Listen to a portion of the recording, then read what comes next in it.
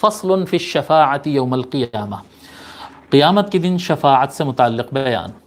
آقا علیہ الصلوۃ والسلام کی بھی شفاعت ہے، اور اس کی ذیل میں، اس کے ضمن میں پھر اولیاء کرام، دیگر انبیاء اور اولیاء کی شفاعت کا بھی بیان اس میں آ رہا ہے۔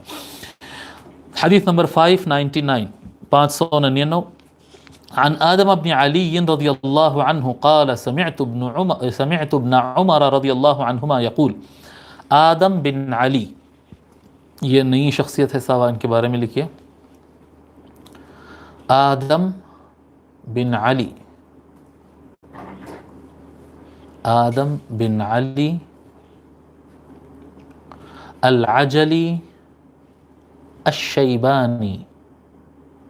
العجلی الشیبانی، آدم بن علی العجلی الشیبانی، یہ تابعی ہیں اور کوفہ میں زندگی گزارے ہیں،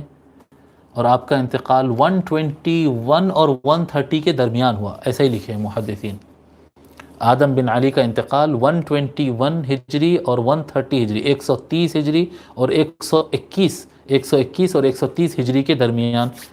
کسی وقت ہوا ہے آدم بن علی کا انتقال۔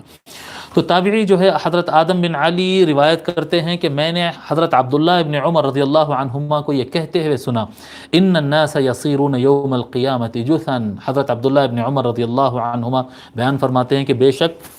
قیامت کے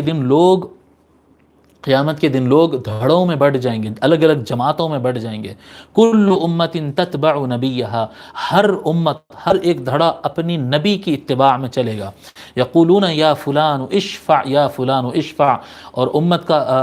ہر دھڑا جو ہے اپنی نبی سے کہے گا، اے فلاں نبی، اے فلاں شخص جو ہے آپ ہماری شفاعت کرے، آپ یہاں ہماری شفاعت کرے، حتی تنتہی الشفاعت الی النبی صلی اللہ علیہ وآلہ وسلم، یہاں تک کہ سارے سوالات آ کر شفاعت سے متعلق حضور صلی اللہ علیہ وآلہ وسلم پر رک جائیں گے۔ انہوں ان سے پوچھیں گے نہیں ملے گی، انہوں ان سے پوچھیں گے نہیں ملے گی، سب سے پوچھتے رہیں گے، کسی سے شفاعت نہیں ملے گی، یہاں تک کہ ساری امتیں